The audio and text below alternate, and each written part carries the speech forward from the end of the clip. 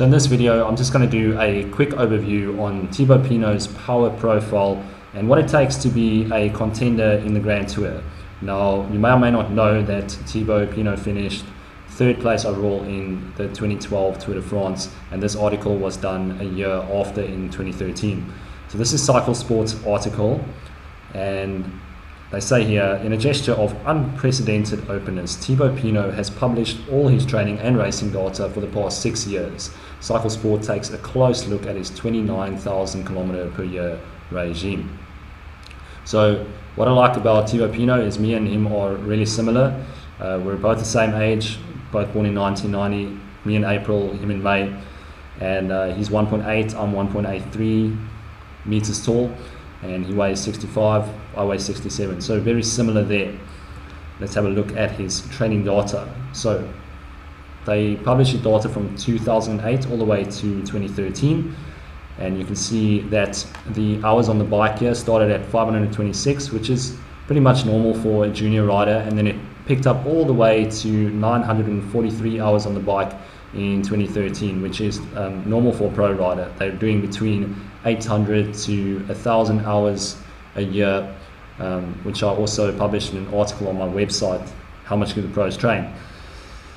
And what's also interesting here is that they also published the training load.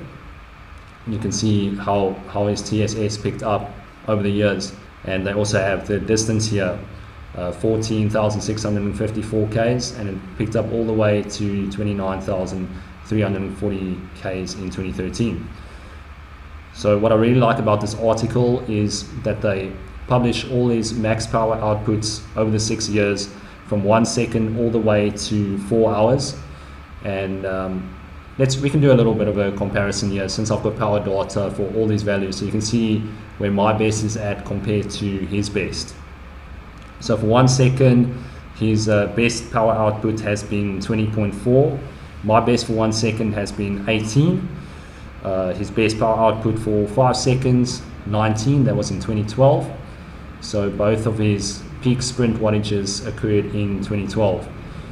And for me, my best sprint wattage, 17. I've never really considered myself much of a sprinter, and even in the pro ranks, 19, it's not that good. Someone like Peter Sagan could do 20, 21 watts per kilo for 5 seconds. So let's have a look at 60-second power. It started at 9.6 in 2008, so it didn't change that much from the junior years to the pro years. But it seems in 2013 he really managed to get his attacks up to a new level. So that went up all the way to 10.5, and that is absolutely world-class power. And 30-second power really high too, at 13 watts per kilo, and even 13.2 in 2010. So my best for 60 seconds, I've done 10.3, so I'm not too far off his 1 minute power. Here we have the 5 minute power. My best for this has been 6.7. I see he's kicked it up all the way to 7.4 in 2012. That is absolutely huge. World-class power, almost as good as world champion level. That is 7.6, so he's right up there with the 5 minute power. 10 minute power, also massive, 6.9. My best for 10 minutes has been 5.8, so yeah, even when he was junior, he was still beating me, so that's fucking huge power there for 10 minutes. Power progression for 20 minutes, 5.7 in 2008, and then he picked it up all the way to 6.5 in 2012. That was his best watts per kilo figure there. And for 60 minutes, 5 watts per kilo in 2008, and he managed to get that all the way up to 5.7 in 2013. And what's really interesting is also the 4-hour power data. This is something that they don't share much, and we can see he started out all the way at 3.7 in 2008, and then he kicked it up to 4.9. Now, you try and hold, like most people can't even hold 4.9 for 1 hour, let alone 4 hours. So that is massive, and it just shows that the aerobic endurance of these guys is absolutely incredible. Just try and hold close to 5 watts per kilo for 4 hours. I promise you're going to die. And yeah, for me, best 20-minute power, 5.7. So I was about as good as he was back in 2008.